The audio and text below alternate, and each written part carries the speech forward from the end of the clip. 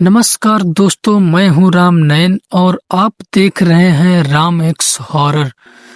दोस्तों, आज का कहानी भैरव मैदान के बारे में है। वहां के बारे में एक अजीब बात कही जाती है। वहां रात खत्म नहीं होती, बस ठहर जाती है। अमावस्या के बाद की उस एक रात जब हवा में धीमी धीमी गति थी, मैदान में अचानक रोशनियां जल उठी और एक मेला दिखाई देता है जो किसी ने लगाया नहीं। जो लोग दूर से देखते हैं उन्हें बस ढोल की धीमी आवाज सुनाई देती है। जो पास जाते हैं वे अक्सर वापस नहीं आते।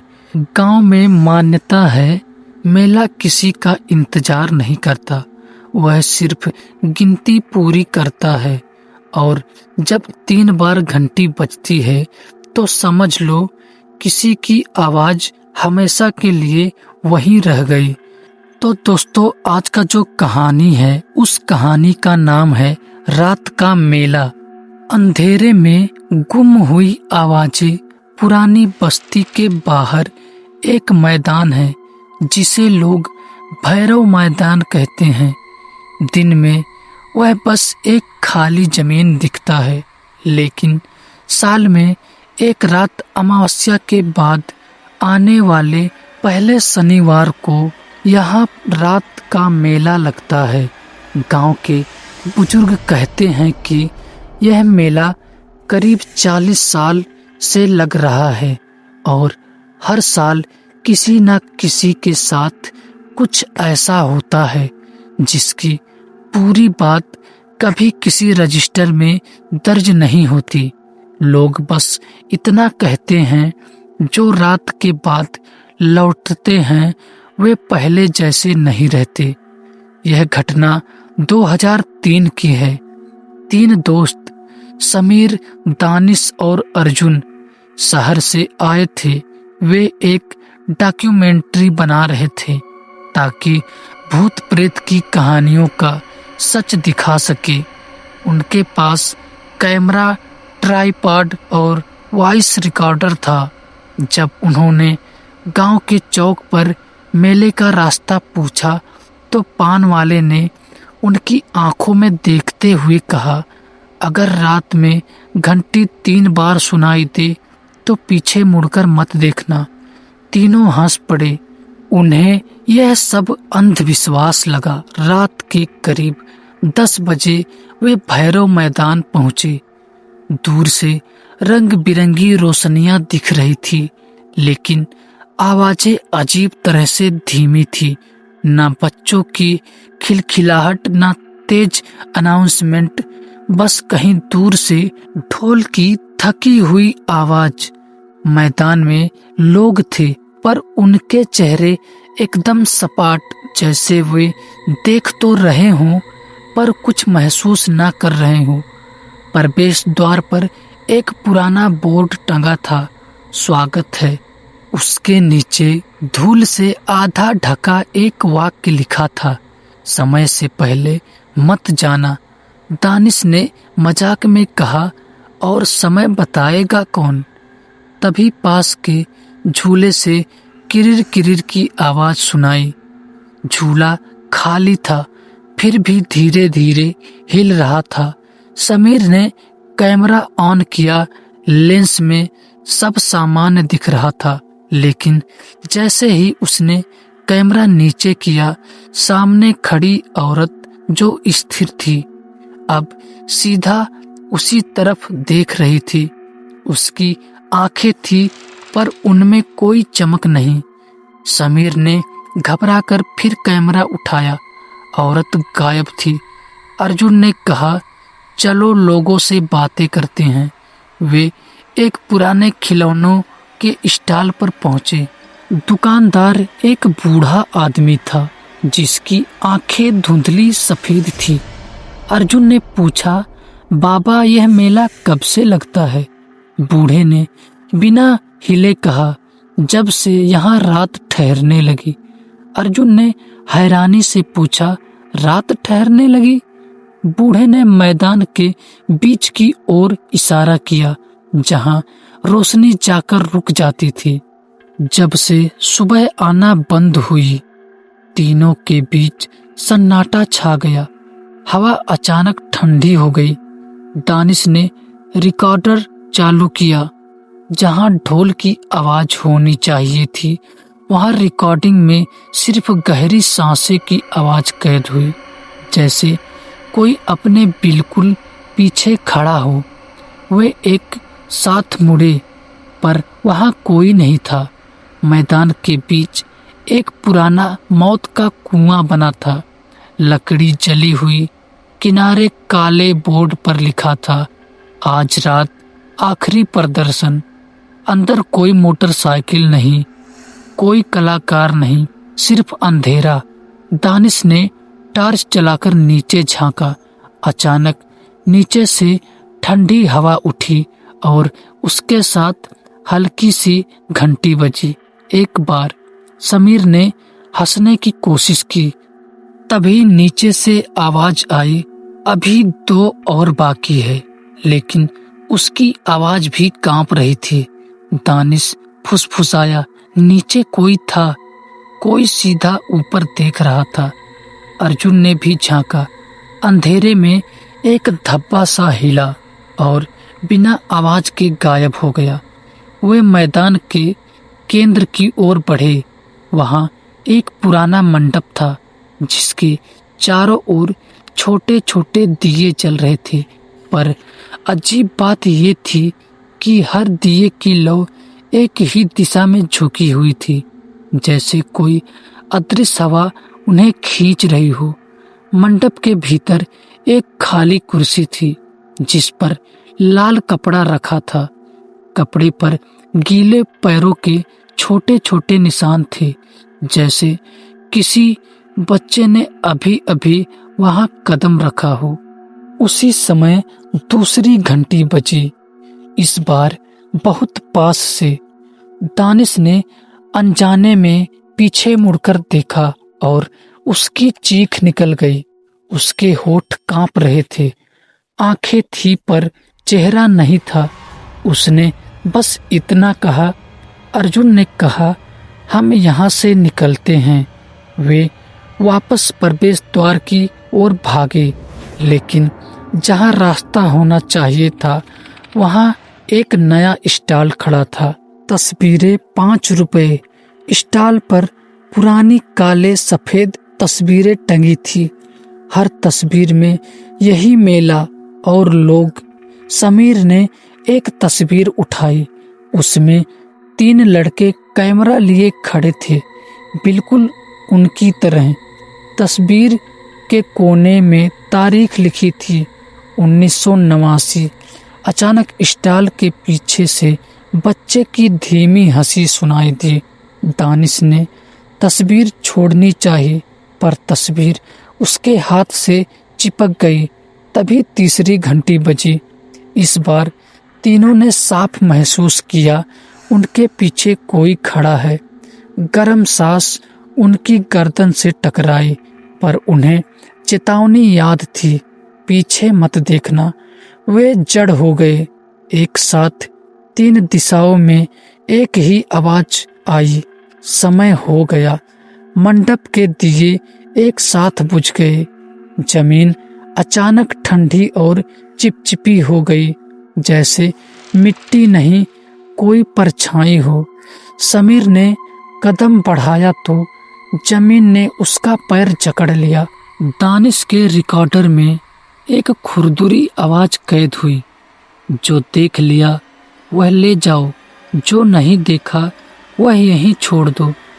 ढोल की आवाज फिर सुनाई दी, लेकिन अब वह आवाज के बीच किसी के रोने की आवाज थी।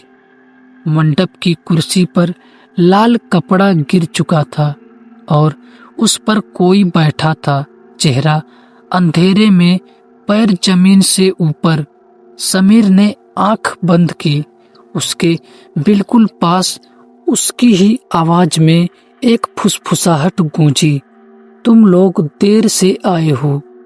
सुबह जब गांव वाले मैदान पहुंचे तो वहां कुछ भी नहीं था, ना मेला, ना रोशनी, ना मंडप, बस गीली मिट्टी पर 3 जोड़ी पैरों के निशान जो मैदान के अंदर जा रहे थे। बाहर की ओर कोई निशान नहीं। भैरव मैदान की घटना के बाद 3 दिन तक समीर, दानिश और अर्जुन का कोई पता नहीं चला। पुलिस ने औपचारिक खोजबीन की, पर मैदान हर बार बिल्कुल खाली मिला, जैसे वहां कभी कुछ हुआ ही ना हो। गांव वाले चुप रहे, कोई गवाही देने को तैयार नहीं था। चौथे दिन सुबह समीर अकेला गांव के बस अड्डे के पास मिला। वह जिंदा था, लेकिन वैसा नहीं था। उसकी आंखों के नीचे काले गहरे घेरे, होठ सूखे और सबसे अजीब बात, वह बार बार अपने कंधे के ऊपर देखता, जैसे कोई उसके पीछे खड़ा हो। उसने पानी मांगा, पर गिलास को होठों तक ले जाते जाते रुक गया और धीरे से बोला, वो अभी भी यहीं है। समीर को इलाज के लिए शहर ले जाया गया। जब डॉक्टर ने उससे पूछा कि बाकी 2 कहाँ हैं, उसने कांपते हाथ से मेज पर 3 बार थपकी दी, ठक ठक ठक, और फुसफुसाया। घंटी पूरी नहीं हुई थी। उसकी रिकॉर्डिंग डिवाइस भी उसके पास मिली, लेकिन उसमें सिर्फ टूटी फूटी आवाजें थी। हवा, ढोल की धीमी आवाज और बीच बीच में एक ही वाक्य अलग अलग सुरों में, समय से पहले मत जाना। पुलिस ने उस रात की रिकॉर्डिंग सुनने के लिए समीर को फिर से भैरव मैदान ले जाने का फैसला किया। दिन का उजाला था, मैदान खाली, सूखा, शांत, लेकिन जैसे ही समीर ने मैदान की सीमा पार की, उसकी चाल धीमी हो गई। उसने मिट्टी को छुआ और तुरंत हाथ पीछे खींच लिया। यहाँ नीचे कुछ सांस ले रहा है, वह बुदबुदाया। मिट्टी की जांच में कुछ असामान्य नहीं मिला, पर उसी शाम गांव के एक बूढ़े पुजारी ने पहली बार बोलना स्वीकार किया। उसने बताया कि बहुत साल पहले इसी मैदान में एक मेला समुचित लगता था। एक रात आग लगी और कई लोग अंदर फंस गए। सुबह तक राख ठंडी हो गई, लेकिन जिनकी मौत हुई उनके नाम कभी पूरे नहीं मिले। तभी से कहते हैं रात रुक जाती है। हर साल पुजारी ने धीमी आवाज में कहा, मेला अपने लोगों को पूरा करता है, जो कम पड़ जाते हैं उन्हें बुलाया जाता है। समीर ने यह सुना तो उसके हाथ कांपने लगे। उसने कहा कि मंडप में बैठी वह आकृति लोगों के नाम नहीं पूछती, आवाज पहचानती है। जो डरता है, जो मुड़कर देखता है, वह उसका हो जाता है। उस रात समीर ने अस्पताल के कमरे में एक अजीब हरकत की। सीसीटीवी फुटेज में वह आधी रात को उठता है, दरवाजे के सामने खड़ा होता है और हवा में किसी से धीरे धीरे बात करता है। उसके होठ हिल रहे थे, पर आवाज़ रिकॉर्ड नहीं हुई। अचानक वह पीछे हटता है, जैसे किसी ने उसे धक्का दिया हो, और फिर अपने ही गले को दोनों हाथों से पकड़ लेता है, जैसे कोई अदृश्य उंगलियां उसे दबा रही हो। डॉक्टर दौड़े। जब तक दरवाज़ा खुला, समीर फर्श पर बैठा था, शांत, लेकिन उसकी हथेलियां पर गीली मिट्टी लगी थी। अस्पताल की 3री मंजिल पर मिट्टी कहाँ से आई, कोई नहीं समझ पाया। उसी रात रिकॉर्डर अपने आप चालू हो गया। इस बार आवाज़ साफ थी। पहले ढोल, फिर बच्चे की हंसी, फिर एक धीमी फुसफुसाहट, 2 अभी भी बाकी हैं। अगले दिन दानिश का कैमरा भैरव मैदान के बीचों बीच मिला। बैटरी महीनों पहले ख़त्म हो जानी चाहिए थी, पर कैमरा चालू था। उसमें आखिरी फुटेज दिखाई दी। अंधेरा, कांपती रोशनी और अर्जुन की आवाज़, समीर मत मुड़ना। जो भी हो, फुटेज अचानक रुकती है।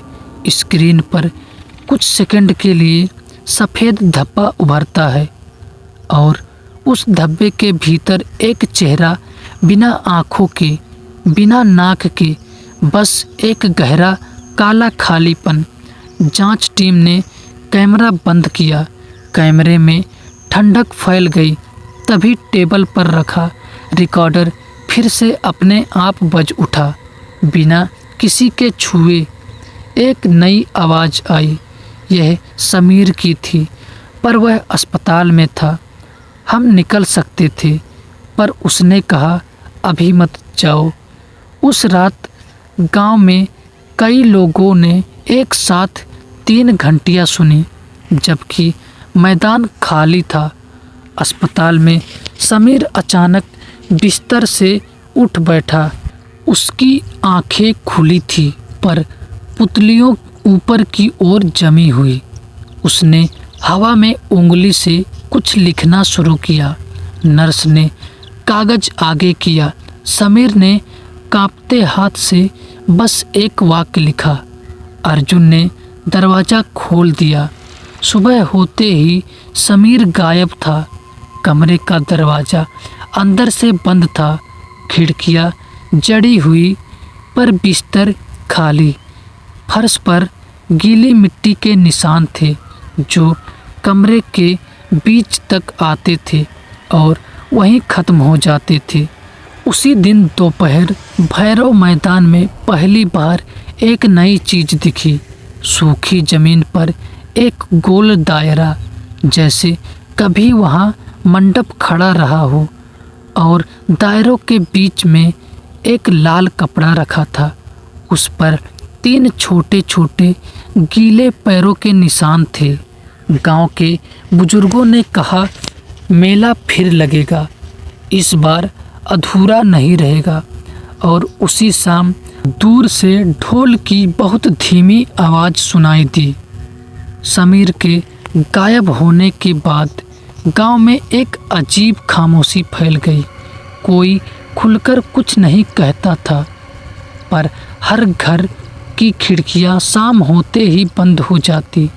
भैरव मैदान के पास से लोग दिन में भी जल्दी जल्दी गुजरते, और हर रात लगभग एक ही समय पर दूर कहीं से ढोल की धीमी आवाज़ सुनाई देती, जैसे कोई ज़मीन के नीचे बजा रहा हो। पुलिस ने मामला लापता व्यक्ति में दर्ज कर दिया, लेकिन जांच धीरे धीरे ठंडी पड़ गई।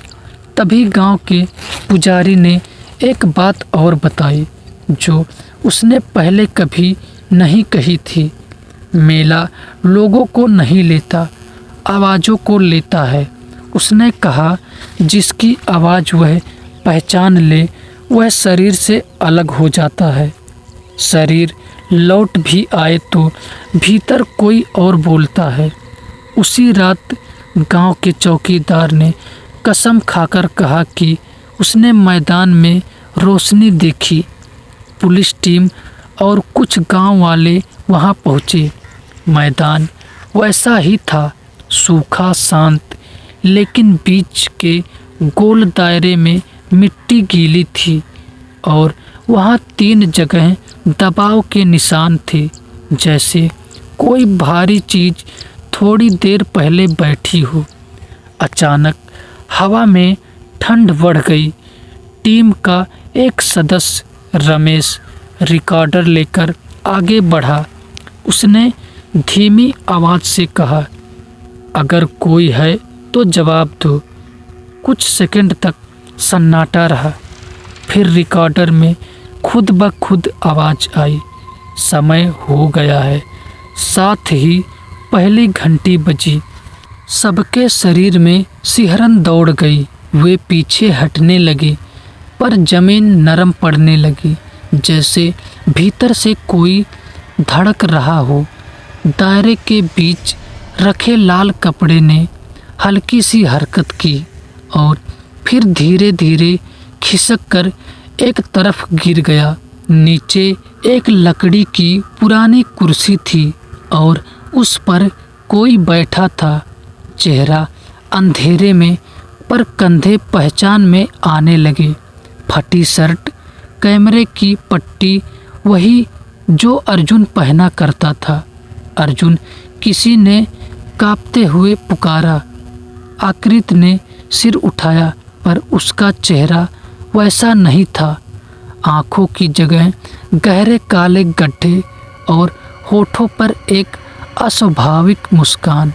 उसने बहुत धीमी आवाज में कहा, अभी 2 बाकी हैं। दूसरी घंटी बजी।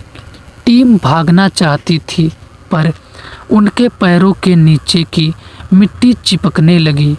हवा में जली हुई लकड़ी की गंध भर गई, वही गंध जो सालों पहले लगी आग की बताई जाती थी।